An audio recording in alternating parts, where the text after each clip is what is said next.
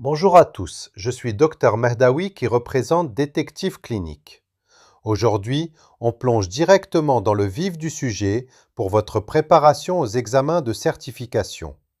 On va s'attaquer à un grand classique, un incontournable, qui tombe, honnêtement, presque à chaque fois, le travail prématuré. Le but de cette session, c'est de décortiquer les symptômes, le diagnostic et surtout les étapes clés du traitement pour que vous ne tombiez plus jamais dans les pièges classiques des examinateurs. Alors on y va? C'est exactement l'état d'esprit qu'il faut adopter. Un mindset précis, concentré, vraiment analytique face à chaque question. En obstétrique, on ne laisse rien au hasard. Chaque symptôme est un indice vital. Chaque traitement doit être justifié à 100%. Adopter cette posture de détective, ça permet de voir beaucoup plus loin que les simples symptômes à la surface. Et surtout, d'anticiper exactement ce que l'examinateur attend de vous. Au programme aujourd'hui, on commence par l'approche du détective clinique. On passe aux critères de diagnostic stricts, on déploie notre arsenal thérapeutique, on voit comment gagner un temps précieux et on termine en beauté avec une petite vignette clinique bien piégeuse. Allez, c'est parti avec la première section, le détective clinique et comment bien approcher notre patiente. On enchaîne sur la section 2, les critères du travail prématuré. C'est là qu'on définit très exactement notre suspect. Alors attention, le travail prématuré, ce n'est pas juste avoir des contractions. Non, les contractions toutes seules, ça ne suffit pas pour poser le diagnostic. La vraie pièce à conviction, la preuve irréfutable, c'est la modification cervicale. Si le col de l'utérus ne change pas, le diagnostic est incomplet. C'est la combinaison des deux qui confirme que ces contractions mènent bel et bien vers un accouchement. Et puis, il y a ce chiffre, 37, 37 semaines d'aménorrhée. Avant ce seuil précis, tout changement cervical causé par des contractions, c'est classé comme un travail prématuré. C'est le chiffre magique.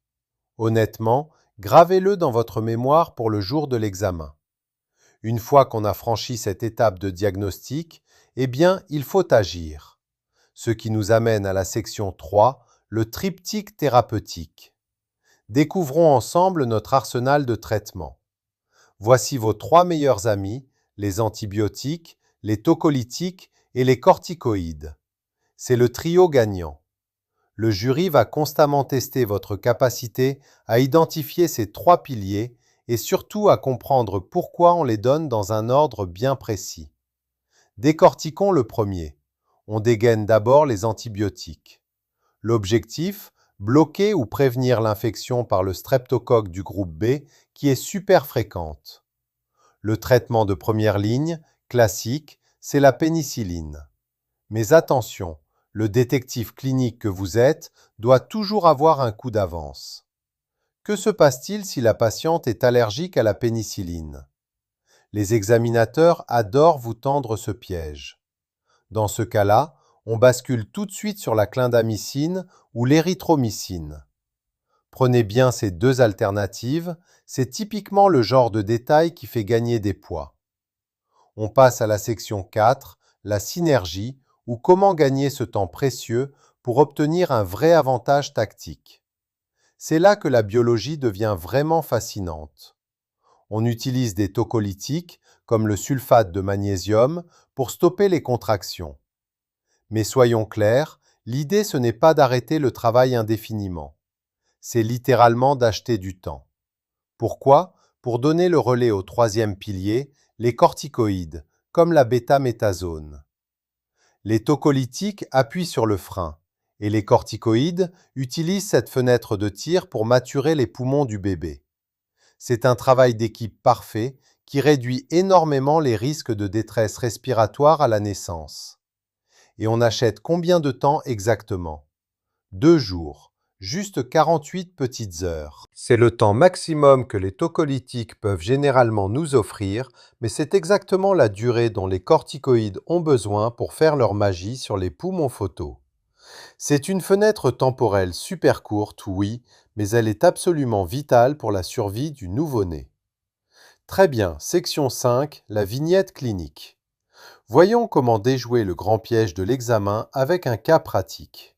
Sortez vos loupes, analysons les indices. On a une patiente de 34 ans, première grossesse, à 30 semaines. Elle arrive avec des contractions toutes les 6 minutes et, fait crucial, au bout d'une heure, son col s'efface et se dilate.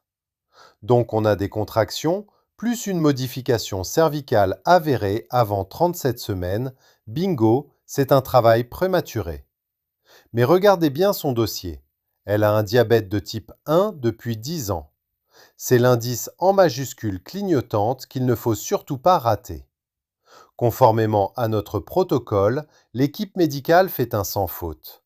Elle administre le triptyque parfait, pénicilline pour la couverture du strepto-B, sulfate de magnésium pour stopper les contractions et bêta-méthasone pour la maturité pulmonaire du bébé. Jusqu'ici, c'est une intervention de manuel totalement irréprochable. Et bam, c'est ici que le piège se referme. La question d'examen ne vous demande pas si le traitement est bon, ça on l'a déjà validé.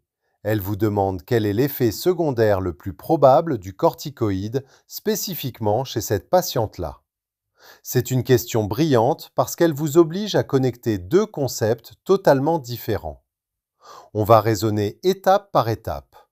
Étape 1, pharmacologiquement parlant, on sait que les stéroïdes font grimper le taux de sucre dans le sang, ça provoque une belle hyperglycémie. Étape 2, on se rappelle de notre gros indice de départ, la patiente a un diabète de type 1. Étape 3, vous combinez les deux et vous comprenez que contrôler sa glycémie va devenir un véritable défi, le taux de sucre va inévitablement exploser à cause de la bêta-méthasone. Donc pour contrer cette hausse prévisible, que faut-il faire? La glycémie va devoir être hyper surveillée. Par conséquent, la bonne réponse à l'examen, la conclusion évidente de notre enquête, c'est un besoin accru en insuline maternelle. C'est la seule suite logique à cette cascade d'événements cliniques. Si vous avez ça en tête, vous avez tout bon. En décomposant les infos comme on vient de le faire, et surtout en anticipant les effets secondaires en cascade, vous rendez la résolution de ces cas complètement systématique. Maîtriser cette méthode structurée, c'est vraiment s'assurer la réussite.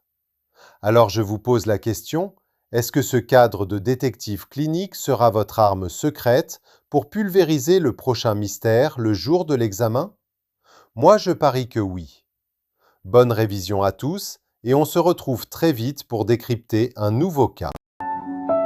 Aku ingin menjadi mimpi indah dalam tidurmu. Aku ingin menjadi sesuatu yang mungkin bisa kau rindu.